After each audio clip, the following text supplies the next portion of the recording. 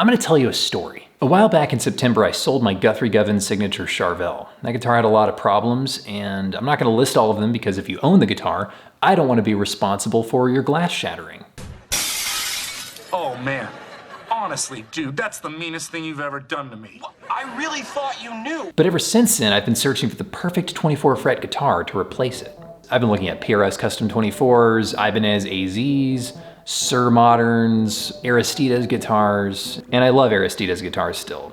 We'll probably end up with an Aristides one day. But I could never find the perfect spec. Then I started looking into Mayones guitars, specifically their Regius Core Classic model and their newly announced Aquila Elite S, which is a new model for 2021.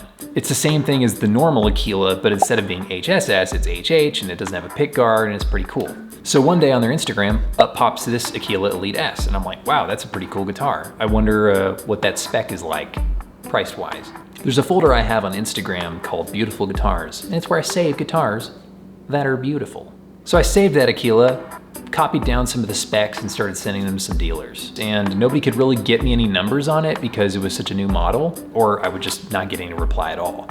That was the first Aquila Elite S I'd ever seen in a custom color. And this was only the fourth Aquila Elite S that I'd ever seen at all. The first one would be the guitar that Mayones used to actually announce this model, and the other two would be the ones that belonged to Rabia and Aaron Marshall. Eventually I did get in contact with a dealer, but that particular dealer, I had asked them if they could do this like teal fade, this like crispy teal fade. To which they replied, yes, we can do that for numbers, a lot of them. Also, it's not gonna have the bridge that you want. And I said, wow, that's a lot of numbers for the bridge I don't want.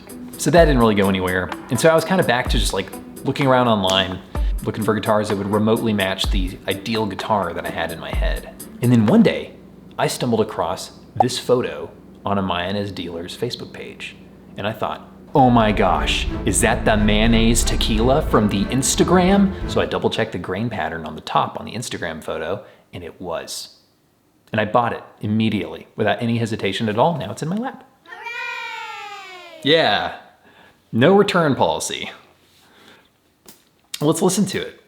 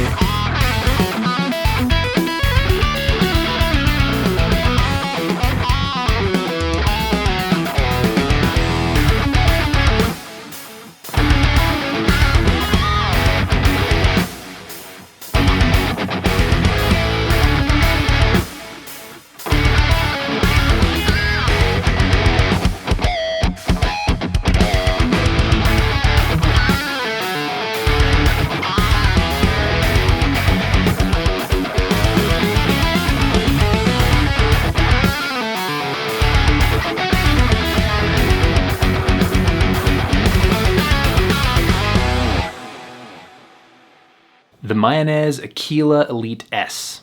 Elite because of the quilt maple top, and S because it's sans pickguard, I'm assuming. And yes, it's pronounced Mayones by the employees of the company, so I'm gonna stick with their pronunciation because they probably know what they're talking about. But I have heard it pronounced Mayones as well, but it's not Mayones, and it's certainly not mayonnaise. A little bit of this guitar's history, it was made as a show guitar for NAMM 2021, which of course never happened. But this means two things. One, it was made dang near perfect because you're not gonna show a guitar to every dealer in the world that doesn't absolutely rip. And the second thing is that fewer people had their grubby hands on it before me. This is the fourth Aquila to ever show up on the Mayones Instagram.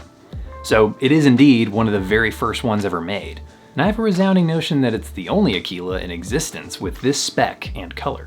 So, since I'm the first person to review this guitar model that didn't get it for free, I'm gonna give you my honest opinion about it. Quick pause. This video is sponsored by me. So hit the subscribe button, the like button, and all the buttons of that nature. There's a little bell down there right now. You should hit that too, but it doesn't make any noise. They should change that. Okay, back to the guitar. Goto 510 trim and locking tuners. And it's got bare knuckle pickups. And this is the VH2 set. And I know what you're thinking.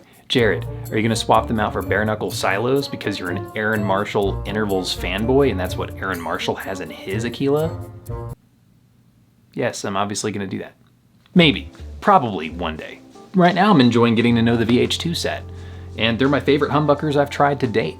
But be warned ahead of time that these are not the stock spec for humbuckers on an Aquila. Now, the spec sheet said that this was going to have a quilt top. So you can imagine my surprise and disappointment when I discovered that it's actually made of wood, like every other guitar. But it is a stunning quilted maple top, 4A grade, and this one's an infinite purple. And I counted it myself, it truly is infinite. Don't like the pots.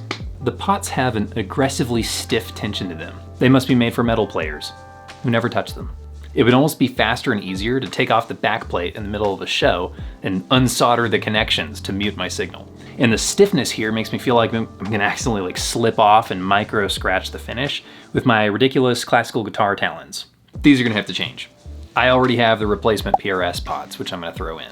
The PRS pots are nice and snappy, but they're not so snappy that when you roll it up, it bounces and goes back to like 7 or something. That was one of the many flaws of the Guthrie Govan Charvel. Oh, I said I wasn't gonna say anything. The neck is a one-piece quarter-sawn Wenge neck with an ebony fretboard and absurdly large stainless steel frets that delight me to no end. It's got blue lumen lace side dots, and there's a little sticker on the back of the headstock telling me not to throw it in the trash. Thank you for the reminder. The body material is a two-piece torrefied swamp ash body. And if you're not familiar with this torrefying treatment, the wood is essentially roasted in a kiln that's completely bereft of oxygen, where they bake all the sap and moisture out of it, which basically prematurely ages the wood. The result is that it resonates like a bell, and I'm a happy lad for it. My last 3 solid body electrics have all had a roasted component to them somewhere. And this one gets bonus points for being the funniest wood. Swamp ash. The body and neck both have this wonderful open grain that you can feel, and it's very unique and feels extraordinarily high-end. With as much as this guitar costs and the obvious amount of care and precision and detail put into every aspect of the build, I'm surprised, but not horrified, at the Medusa's grip fest of a string vise they call a nut. It's not the worst nut ever, for sure, and while it's easily fixable, it's definitely not letting the open strings resonate the way they should. But to be fair, I haven't had any guitar with correctly filed nut slots straight from the factory, so it is what it is. The final step, or near final step, of every Mayones build is that they plec the instrument as a final check to make sure that the neck is perfect. And that I really appreciate. So the pros. Sounds amazing, feels incredible, and truly handmade, with astounding attention to detail. There's zero of that machine cut kind of plasticky feel that some guitars have, you know what I'm saying? So the question, does this mean that my search is over? Is this the absolute best 24 fret, 6-string guitar configuration money can buy from any manufacturer? Yes, it is. See you next time. I literally can't get away from this cat. She's obsessed with me.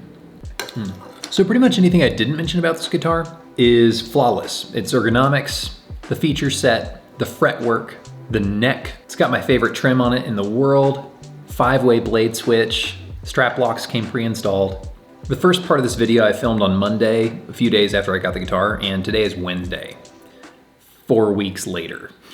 So I've actually had a month with the guitar, and I can tell you that I have 0 regrets. It's my favorite guitar.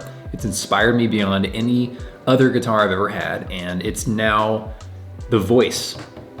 It's the voice of my original music. So I've got some stuff coming out soon. The track you heard in the middle of this video is just a little snippet of a song that will be coming out very soon. I don't know when, I don't make the rules. Actually, I do make the rules for this, technically, but I don't know when. I've got some stuff I'm juggling things currently that, so I guess I will leave you here with this. I hope you enjoyed it, hope you learned something useful, and I will see you next time. Ah, sweet cat.